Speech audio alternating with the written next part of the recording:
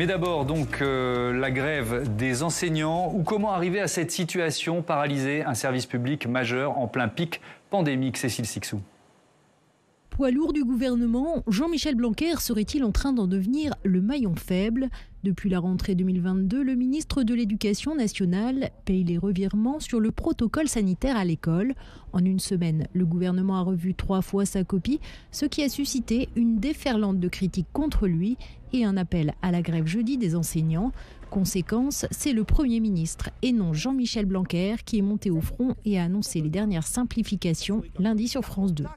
J'ai entendu les inquiétudes qui s'expriment de la part des parents d'élèves, des enseignants, des directeurs d'école, et je suis venu ce soir leur apporter un certain nombre de réponses et de simplifications. Une intervention perçue comme un camouflet dans les rangs de l'opposition de l'Assemblée nationale. Humilié pour les parlementaires de droite, il est appelé à la démission par la gauche. Mais le porte-parole du gouvernement l'assure, le ministre a le soutien de l'exécutif. Il y a eu des difficultés depuis le début de cette crise. Et donc il y a une solidarité évidemment entre les membres du gouvernement. Que des décisions qui sont prises de manière collégiale. Et je redis évidemment notre soutien au ministre de l'Éducation nationale dans ce contexte. Cet après-midi au Sénat, interpellé à 4 reprises lors des questions d'actualité, il a défendu une école ouverte mais n'a pas échappé aux critiques des sénateurs. Il y avait à tout cela, parmi les causes, une qui vous incombe et à vous seul, celui d'une gestion solitaire, rejetant tout dialogue, faisant apparaître le blanquérisme pour ce qu'il est, un autoritarisme esseulé, expliquant largement l'étrange défaite dans laquelle sombre ce quinquennat en matière d'éducation. Avec 75% de grévistes prévus et la moitié des écoles fermées, la mobilisation de demain risque de fragiliser encore davantage le ministre. La stratégie du gouvernement à l'école et le bilan plus généralement du ministre Jean-Michel Blanquer. Voilà le thème de notre débat. Je vous présente mes invités tout de suite. Christine Rouziou, bonsoir. Bonsoir. Bienvenue, vous êtes professeure émérite en virologie à l'hôpital Necker. Sophie Vénétité, bonsoir. Bonsoir. Secrétaire adjointe du SNES FSU, les enseignants du secondaire. Erwan Balanan, bonsoir. Bonsoir. Vous êtes député du Finistère, vous êtes membre du groupe Modem au sein de la majorité présidentielle et vous avez signé au tout début de cette année une tribune avec un millier de personnalités appelant à réélire Emmanuel Macron pour que la révolution de l'éducation et de l'apprentissage se poursuive. Voilà les thèmes que vous aviez employés. Avec nous en duplex, Albert Zenou, qui est rédacteur en chef du service politique du Figaro. Bonsoir Albert Zenou, bienvenue. Bonsoir. Évidemment, Mathieu Croissando, éditorialiste politique, est à mes côtés. Bonsoir. Mathieu, Christine Rouziou, je voudrais pour commencer avec vous faire un point sur la phase de l'épidémie.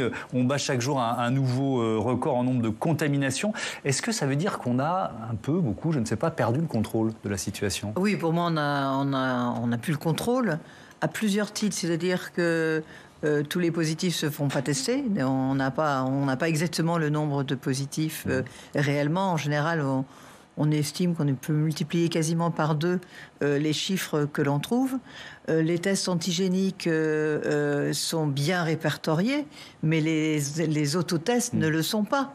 Donc on a quand même un certain nombre d'indicateurs qui sont absents. Ouais, il y a 3% seulement des autotests qui sont rentrés dans le système du ministère de la Santé. Quoi. Et on va vers la boîte noire, ça. La très grande difficulté à confirmer un autotest positif par PCR. Les gens le font plus ou moins bien. Je trouve les Français relativement responsables. Ils savent positif, ils font attention. Mais de là à les déclarer, à les rechercher un test PCR. Par contre, oui, certains vont quand même pour savoir la négativité, mais à ce moment-là, c'est pas enregistré comme tel. Donc on n'a pas les bonnes données. Ça c'est clair, mais elles sont faramineuses. Enfin, c'est cette explosion enfants, adultes, jeunes. Enfin voilà, mais le fait est que la vaccination joue vraiment bien son rôle et on n'a pas beaucoup d'hospitalisation du fait de cette vaccination. C'est quand même le point extrêmement positif. C'est un point positif. Et alors, pardon de vous interrompre, mais il y en a peut-être un autre. C'est l'Agence européenne du médicament qui disait aujourd'hui que le monde va peut-être sortir de la phase pandémique grâce à ce variant Omicron. Qu'est-ce que ça veut dire concrètement ? En fait, moi je parle pour la France. Oui. l'immunité collective est quand même en train de se développer parce que toutes ces personnes infectées, clairement, acquièrent une immunité. Alors le vaccin, c'est juste l'immunité contre l'extérieur du virus, alors que quand on attrape l'infection, là, on développe une immunité globale, non seulement contre l'extérieur du virus, mais contre les protéines internes. Et là, ça met en jeu plusieurs systèmes dans la mémoire immunitaire, à la fois la réponse anticorps et à la fois la réponse cellulaire. Et donc, c'est une réponse composite, un peu plus qui va compléter l'immunité vaccinale.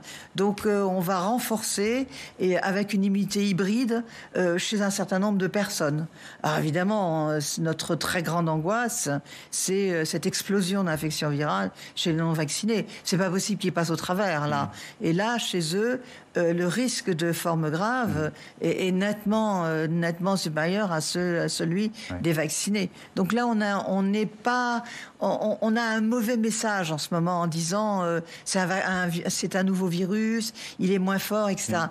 Il n'est pas si moins fort que ça et il tue. Malheureusement, il tue. Et on parlera notamment du cas particulier des enfants avec vous tout à l'heure. Donc l'économie, elle galope, on l'a bien compris. Et le protocole de gestion de la crise fait craquer les enseignants et les parents d'élèves. Appel à la grève pour demain. Très suivi, par exemple, dans le primaire. Voilà ce qu'on annonce selon le SNUIPP FSU, qui est le premier syndicat du premier degré. 75% des enseignants, 50% des écoles fermées. Sophie Vénétité, qu'est-ce que vous prévoyez pour demain dans le second degré?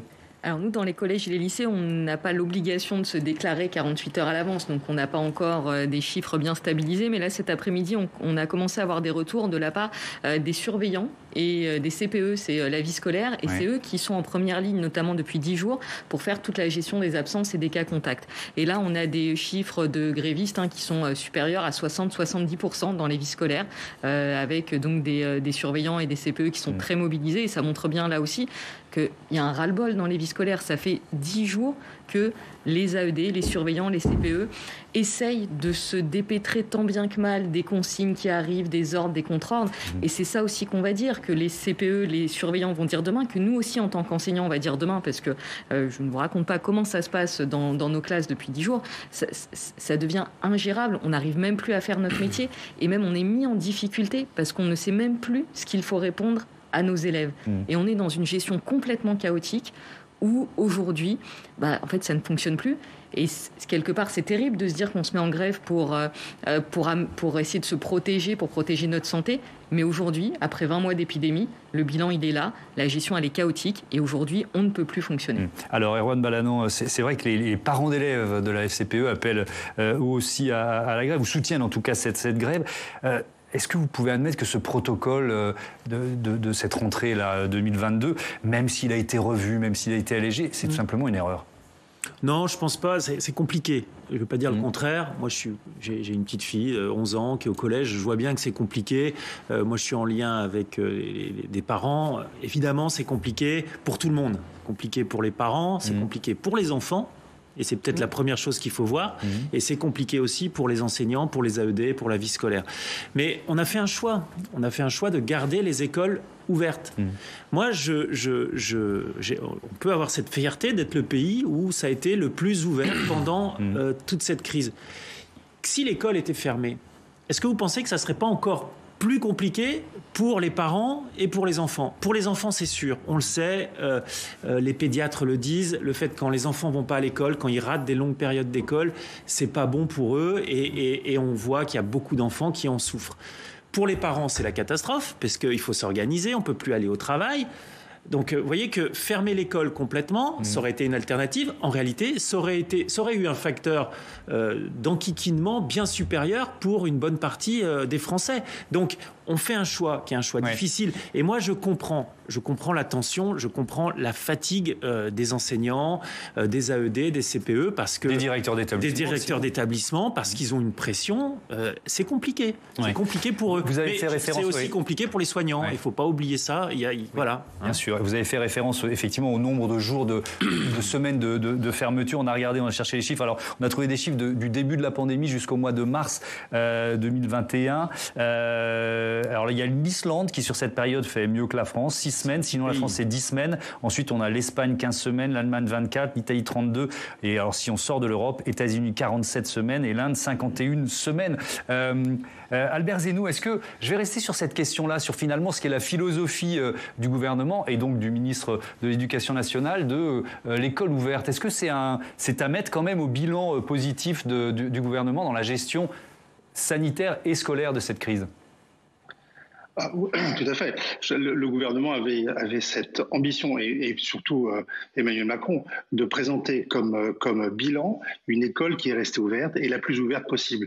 Ça c'est à mettre au crédit d'Emmanuel Macron. Et là on touche tout le problème, c'est que et problème aigu, c'est que ce bilan il vient de se heurter avec la réalité de la cacophonie de ces derniers jours, avec des protocoles qui changent 3 fois en 4 jours. Ça a été et donc Jean-Michel Blanquer qui a été présenté comme au début du quinquennat, je ne sais pas si vous vous en rappelez, mais c'était la star du gouvernement. On parlait même de blanquerisation du gouvernement, tant il était présenté comme le ministre qui réussissait parce qu'il était à la fois très technique, il était politique, il venait de la droite et il a ramené une partie de l'électorat de cet élan qui manquait à Emmanuel Macron avec lui et donc il apportait quelque chose. Et là, depuis quelques semaines, depuis quelques mois, il se trouve confronté à une montée en puissance dans son ministère même, dans ses administrés, si j'ose dire, d'une sorte de révolte. La cacophonie a entraîné une exaspération totale. On voit bien que, à l'image de l'hôpital public, l'éducation nationale a touché à quelque chose de très profond. Il y a une désorganisation de cette institution. Pardon de vous interrompre, mais on va revenir notamment sur le bilan de Jean-Michel Blanquer en général. Mais c'était passionnant et ça lance bien le débat. Pendant que vous parliez, tout le monde me faisait signe pour intervenir. Je ne sais pas par qui commencer, peut-être par vous, Christine Bouziou. Alors moi, virologue, personnellement, j'aurais pas réouvert l'école. Oui. Moi, je trouve que... Vous auriez prolongé les vacances, quoi. J'aurais prolongé les vacances. Oui. 10 jours, c'était pas dramatique pour les enfants, alors que là, on est à plus de 500 000 enfants infectés. Enfin, il faut quand même voir les choses. Le bilan va être assez terrible et les formes graves, on va les compter dans quelques temps. Il y a maintenant des formes cliniques de PIMS qui sont bien définies 3, 4, 5 semaines après l'infection. Les enfants peuvent faire un syndrome inflammatoire important. Donc il faut que les parents sachent ce qui peut arriver chez ces enfants infectés, qu'ils les surveillent bien et tout. Mais 10 jours pour mettre en place des protocoles, pour mettre en place les tests antigéniques qui soient faits. Il y a des tas de parents qui ne savent pas faire ces tests antigéniques. Il y a des tas de parents qui sont quand même un petit peu vraiment terrorisés à l'idée de ce protocole qui leur est tombé dessus autant qu'aux enseignants. Donc je trouve que la mise en place, même qu'une petite semaine, aurait permis quand même de voir que on savait que cette vague allait être un tsunami. On le savait. Donc c'est vrai que les enfants, ils étaient mieux à l'école, etc. Mais là, on est dans une période très particulière. Ce que j'entends, et c'est un peu ce que disait Albert Zeynou et Erwan Balanant, c'est que finalement, la stratégie d'école ouverte, elle était peut-être valable jusqu'à Omicron, quoi. C'est un peu ça. Il fallait peut-être la changer parce que le virus a changé, quoi. C'est facile à dire. Jusqu'à début janvier. Oui, j'entends bien. C'est facile à dire. Moi, je suis assis sur mon fauteuil, mais je crois que vous venez de dire exactement. C'est facile à dire. C'est facile à dire. Moi, j'ai discuté avec plein de virologues. Ils me disent, mais même nous, parfois, on donne un certain nombre de conseils qu'on n'aurait pas donné 3-4 semaines avant. Ah non, je suis désolée. Moi, je l'ai donné toutes les vacances. Non, mais voilà, vous l'avez donné toutes les vacances là-dessus. Mais il y a un choix. Et le choix de garder l'école ouverte, vous dites 10 jours, c'est pas beaucoup pour les enfants. Mais vous vous rendez pas compte que ces 10 jours, c'est 2 semaines d'école. Et 2 semaines d'école quand on est en 6e ou quand on est en CM2, c'est beaucoup de temps d'apprentissage perdu. Et tous les parents n'ont pas la capacité de s'occuper correctement, de donner des enseignements à leurs enfants. Moi, je vois bien... on verra les conséquences. conséquences. Les conséquences, les pédiatres aujourd'hui, ils le disent. Et vous avez vu l'exemple, vous avez montré les États-Unis, 46 semaines de fermeture sur les 2 ans. Ça veut dire presque... C'est pas tout à fait sur les 2 ans, c'est jusqu'à mars 21. D'accord, jusqu'à mars 21. Ouais. Mais vous vous rendez compte, 46 semaines de non-scolarisation, ce que ça veut dire. Alors, l'école de la République, c'est une grande victoire. Je pense que vous le savez, c'est la passion que vous avez de l'enseignement et tout l'intérêt et la vigilance que vous avez, quels que soient les gouvernements, pour que l'enseignement soit jamais délaissé. Fermer, c'est délaisser l'école, à mon sens. Mais voilà, mais après, je vous tendais la perche à ce. Et ben voilà, la transition est toute trouvée. Sur la question de l'école ouverte, on entend beaucoup Jean-Michel Blanquer à chaque fois répondre école ouverte. D'ailleurs, c'était même le titre de son livre, vu à quel point c'est son marqueur. Mais pour nous, en tant qu'enseignants, enfin, il n'y a pas de débat. Bien évidemment que l'école, elle doit être ouverte. Bien évidemment que les collèges et les lycées, ils doivent être ouverts. Et c'est vrai que cette capacité à focaliser le débat sur une vision extrêmement binaire, école ouverte ou école fermée, nous, en tant qu'enseignants, pour nous, c'est pas ça le débat. Le débat, c'est... Oui, mais là, pardon de vous interrompre, mais face à Omicron, est-ce qu'on pouvait garder l'école ouverte sans mettre en place un protocole? Alors, on peut considérer que c'est une usine à gaz qui est trop compliquée, qui était impossible à mettre en place et qu'il a fallu l'amender. Mais est-ce que c'était possible sans protocole? Nous, justement, ce qu'on a dit, c'est que c'est école ouverte avec les protocoles adaptés, avec la sécurisation adaptée. Et bien souvent, Jean-Michel Blanquer s'est arrêté à école ouverte.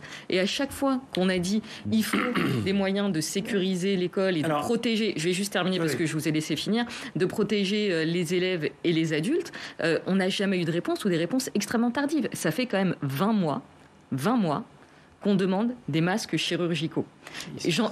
Oui, alors merci, Jean Castex l'a annoncé il y a une semaine, au bout de 20 mois de pandémie. Alors, je ne sais pas s'il faut applaudir, mais quand même, au bout de 20 mois de pandémie, notre employeur n'a pas été capable de nous fournir des masques chirurgicaux. On avait des masques en tissu. Les masques en tissu, moi, ils me tombaient sur la bouche. Ils n'étaient pas adaptés. Ça fait 20 mois qu'on parle d'aération, qu'on parle de capteurs de CO2. On a peut-être avancé de 5 mètres sur une course de 100 mètres. Ouais. Et peut-être que même les masques chirurgicaux ne sont pas, Christine Brouziou, les mieux adaptés face à Omicron, c'est ça? Il faut mieux les FFP2. Juste pour terminer là-dessus, sur la question de l'école ouverte, mais vraiment, nous, on souhaite qu'elle soit ouverte avec un protocole adapté. Et j'entendais, l'école ouverte, c'est à mettre au crédit de Jean-Michel Blanquer. Enfin, pardon, mais c'est quand même nous qui, depuis 20 mois, tenons les écoles, les collèges et les lycées entièrement seuls, souvent seuls, au milieu des ordres, des contre-ordres. On s'est débrouillé, on a tenu. Quand on découvre au dernier moment des annonces dans la presse, et d'abord dans la presse, le lendemain, on est face aux élèves, on est face aux parents, et on a tenu pendant 20 mois. Sauf que là, au bout de 20 mois, c'est plus possible de fonctionner comme ça. On vient encore avec des tournevis pour ouvrir nos fenêtres dans nos salles. Alors, et le débat école ouverte et école fermée, c'est pas celui-là. Les tournevis pour ouvrir les salles. Le débat, c'est comment vous nous protégez et comment vous protégez les élèves. Et au bout de 20 mois, la réponse, elle n'est toujours pas arrivée. C'est ça le bilan de Jean-Michel Blanquer. Non, c'est un bilan que vous faites, que je ne vais pas dire caricatural, c'est votre vécu, je ne vais pas le juger. Mais le bilan, c'est aussi d'avoir maintenu le système à flot, et c'est pas simple. Vous parlez des fenêtres. Les fenêtres avec un tournevis, c'est les collectivités locales c'est le rôle des collectivités locales. De crise, pourquoi l'État n'est pas en mesure? Mais parce que l'État l'a fait. L'État a débloqué 20 millions pour les équipements, 20 millions pour les capteurs de CO2. Par rapport à la masse, ça c'est pas si, ça suffisait. Vous faites le calcul pour les capteurs. Un capteur par lycée, c'est ça? Non, c'est plus que ça. Vous faites une division par le prix des capteurs, vous arrivez à un certain nombre de capteurs quand même. Ce qui est en place, c'est et ça, c'est une aide pour les collectivités, mais les collectivités sont responsables voilà. Après, on peut dire qu'on peut enlever un niveau de décentralisation et que l'État reprenne le dessus. C'est une solution aussi. Pourquoi pas? Mais moi, j'y crois pas. Je vais reprendre la main une seconde. Oui, je vais reprendre la main une seconde. On va avancer un peu. On n'a pas encore entendu Mathieu, car je suis sur plein de choses à nous dire, et je vais redonner la parole à Albert Zenou dans un instant. Mais je voudrais aussi, on va partir sur un domaine peut-être un peu plus politique, sur les conséquences politiques, parce que cette grève, elle offre aussi un axe d'attaque aux opposants d'Emmanuel Macron, notamment Valérie Pécresse. C'était ce matin sur France 2. Ce qu'on voit, c'est un désordre et un chaos généralisé dans l'école, et moi je ressens cette immense souffrance à la fois de la communauté éducative, mais aussi surtout des parents, parce qu'on ne sait pas si les enseignants sont là, on ne sait pas quel est le protocole à suivre. Aujourd'hui, vous voyez bien qu'on maintient ouvert, c'est une fiction. Même les maires sont obligés de les fermer. On n'arrive même pas à apporter les repas dans les cantines, parce que les prestataires de repas eux-mêmes n'ont plus les personnels. Non, moi j'aurais eu une autre gouvernance que celle d'Emmanuel Macron. Il ne faut pas une présidence solitaire et autoritaire qui décide tout seul et qui dit c'est comme ça et pas autrement. Il faut réunir les maires pour voir quels sont leurs problèmes, réunir les chefs d'établissement. Il y a urgence. Moi, j'aurais pris le temps de l'écoute. J'aurais pris le parti de l'écoute, le manque de concertation, ça va être un des thèmes de votre chronique. Mathieu, vous allez nous en parler. Mais d'abord, cette grève demain, qu'est-ce qu'elle traduit pour vous ? Moi, la question qui me turlupine, c'est comment on en arrive, en pleine vague pandémique, à se retrouver avec un mouvement de grève qui risque de paralyser l'éducation nationale demain. Il y a bien sûr des raisons circonstancielles, celles des derniers jours, on vient d'en parler, 3 protocoles en une semaine, une communication défaillante. Et au final, l'impression, si on est sympa, d'une adaptation en temps réel, parce que cette gestion de crise, elle est compliquée. Et puis, si on est moins sympa, d'un gros cafouillage, d'une forme de mépris gouvernemental au nom du fameux adage « l'intendance suivra ».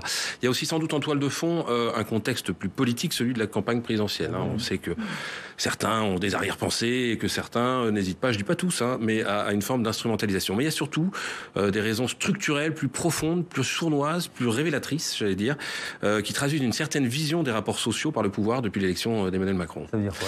Mais si Jean-Michel Blanquer en est là aujourd'hui, c'est qu'il a choisi une stratégie de rupture avec les syndicats enseignants. Alors bien sûr, dans les histoires de divorce, il est toujours difficile de savoir qui a arrêté de parler à qui en premier. Et les torts sont évidemment partagés, mais comme il est ministre, c'est quand même lui le responsable de la situation.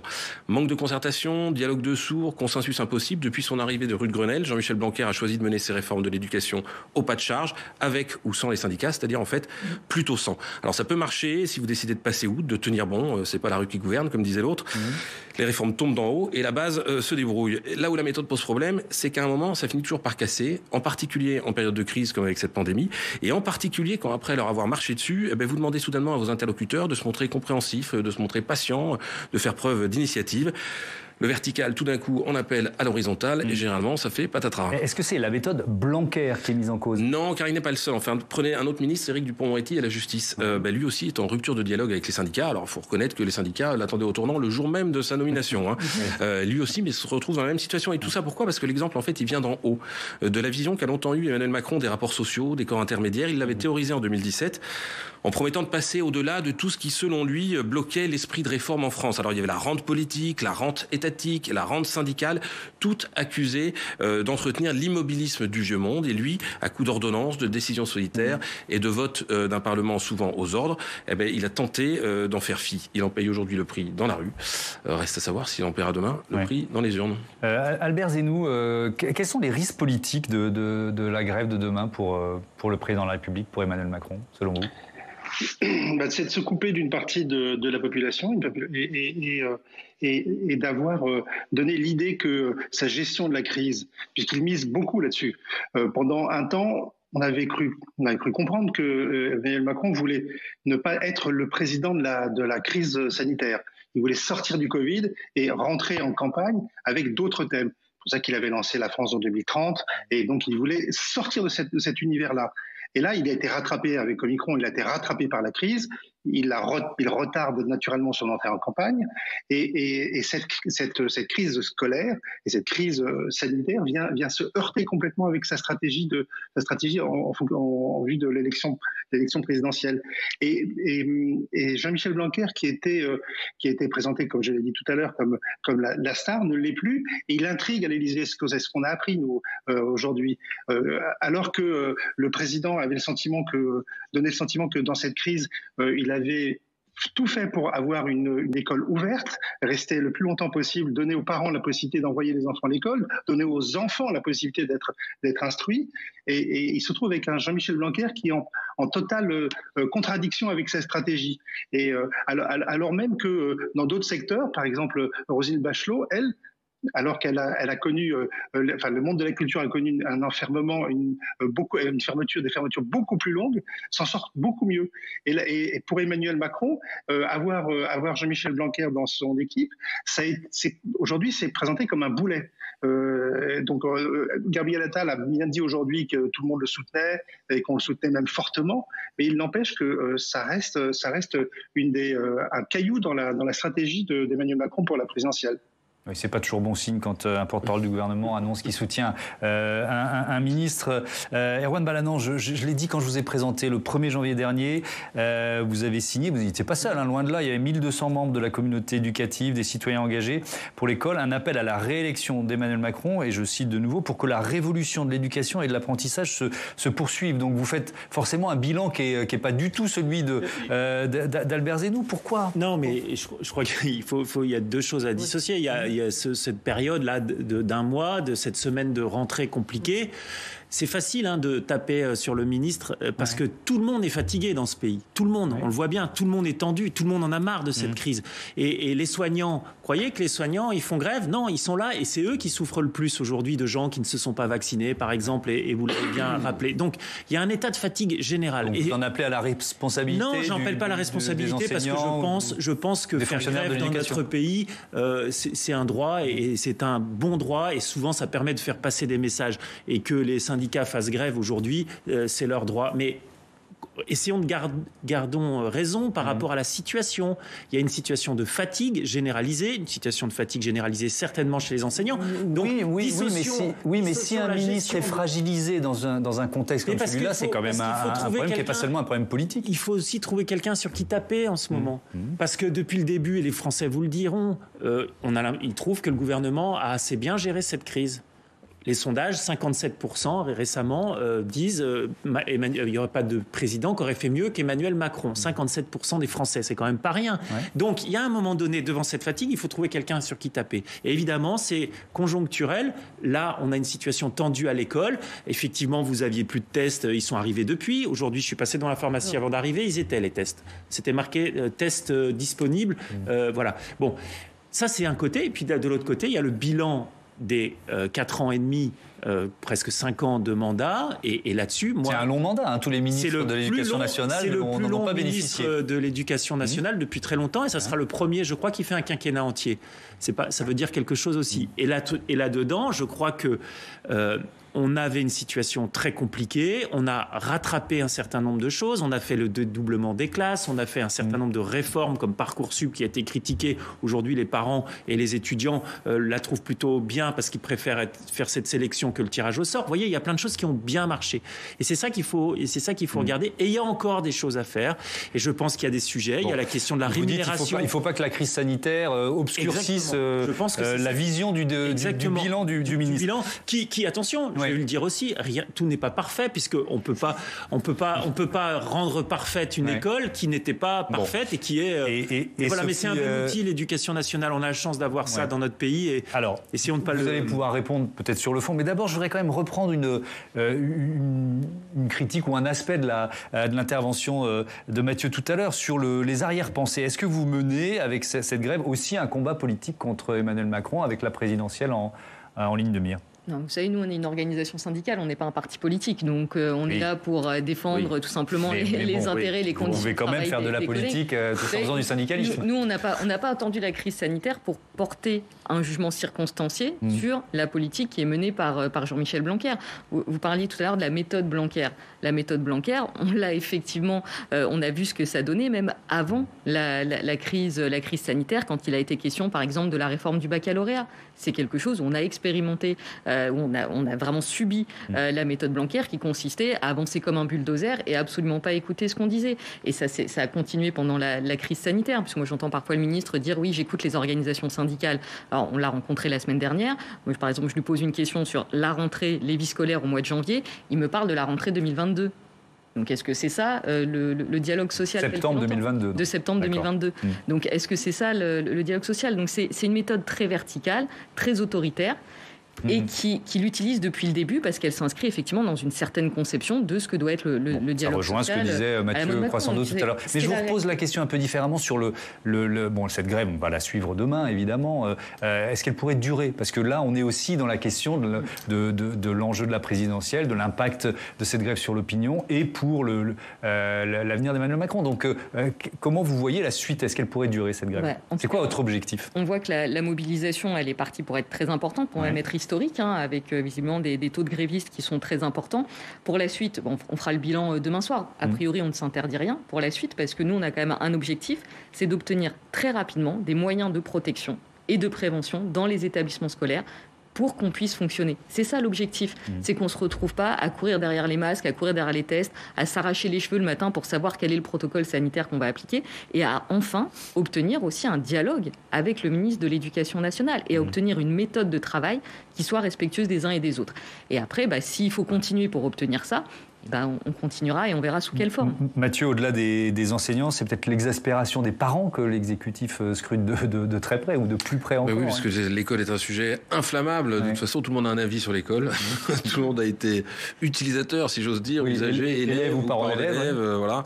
Et puis, il y a 1 million quand même de personnel enseignant. Donc, c'est un sujet très compliqué et qui n'est pas au cœur de cette campagne présidentielle, il faut le dire. Il y a certains candidats qui ont tenté de le mettre. On se souvient de la proposition très critiqué d'Anne Hidalgo de doubler les salaires de tous les personnels en contact avec les enfants, ou là plus récemment celle d'Éric Zemmour de remettre tout le monde avec une blouse et de faire un grand ministère de l'instruction publique. Enfin bref, voilà. Mais sinon, au-delà de ces slogans ou de ces propositions un peu choc, il n'y a pas de vraie réflexion sur la transformation de notre système scolaire. C'est comme l'hôpital. Au fond, on est quand même dans un moment particulier où on a ces moments de tension, ces moments sociaux de grève ou de ras-le-bol ou de colère. Et puis, quand on a l'occasion d'en débattre, quand on a l'occasion de construire quelque chose, des propositions, il n'y a personne derrière. C'est souvent une question de moyens. Combien vous allez mettre? Mais qu'est-ce qu'on fait de l'hôpital et de l'offre de soins en France, ou qu'est-ce qu'on fait de l'offre éducative? Il n'y a pas vraiment de réflexion. D'ailleurs, on en parlait lundi. C'est peut-être aussi que cette crise Covid, elle finit par écraser un peu tous les autres thèmes et à nous frustrer. Mais elle révèle aussi des systèmes en tension. C'est vrai. Mais elle frustre aussi les personnalités politiques que nous sommes, qui avons envie de faire des propositions. On voit bien, moi je travaille sur un certain nombre de sujets, on voit bien qu'on n'arrive pas à les enclencher dans le spectre médiatique parce qu'il y a la crise. Et c'est effectivement frustrant. Et c'est pourtant des enjeux qui sont des enjeux qu'on doit débattre en moment de campagne présidentielle, parce que c'est le moment où il y a des sauts d'idées généralement intéressants. Alors, pour information, on va pas tous les jours centrer l'émission autour de la crise sanitaire, et on va même chaque jeudi sanctuariser un rendez-vous qui s'appellera Demander le programme, où on va prendre les grandes thématiques majeures, structurantes du débat politique pour les analyser. On va vraiment essayer d'être dans cette promesse de recul sur les grands thèmes de la présidentielle et de cette campagne. Christine Rouziou, je reviens à la place des enfants dans cette pandémie. Alors peut-être que vous n'avez pas les mêmes chiffres, mais moi j'ai trouvé 400 enfants hospitalisés, dont 80 en réanimation, un chiffre qui a triplé en un peu moins d'un mois. Oui, on est même à 800 enfants hospitalisés. Et la pédiatrie commence à sentir clairement le vent du boulet. Mais alors, est-ce que ce sont des enfants, pardon du terme, mais qui étaient à risque? Non, pas forcément. Non, les enfants à risque, pour le coup, la vaccination s'est relativement bien développée relativement rapidement. Non, là, l'enjeu, c'est la vaccination des enfants. Mais ça ne marche pas du tout. Des 5-11 ans. On est à 3%. Ça ne marche pas bien du tout. Il y a eu les vacances scolaires qui ont fait que les enfants étaient dispersés. Effectivement, ça. Mais là, justement, avec ce désordre dans l'école, les parents qui doivent tester, les enfants qui reviennent, qui sont cas contact. Enfin, voilà, on est dans un désordre tel que les parents ont trop de choses à gérer pour réfléchir à cette vaccination. Je crois qu'il faut dire les choses. On est loin d'imaginer qu'il n'y a plus de risques, même si les signaux et de l'Afrique du Sud et de l'Angleterre montrent que les choses sont en train de diminuer, le pic est en train de baisser. Chez nous, on est plutôt en plateau. On n'est pas du tout encore au pic, et donc il y a encore un risque réel au moins pour 3 semaines, un mois. Qu'est-ce que vous pouvez dire aux parents qui hésitent à faire vacciner leur jeune enfant ce soir? Que cette vaccination, c'est un bénéfice évident par rapport au risque de la maladie de l'enfant.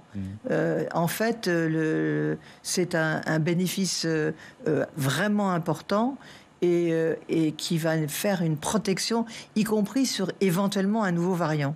Il faut que... la vaccinologie, c'est de la prévention.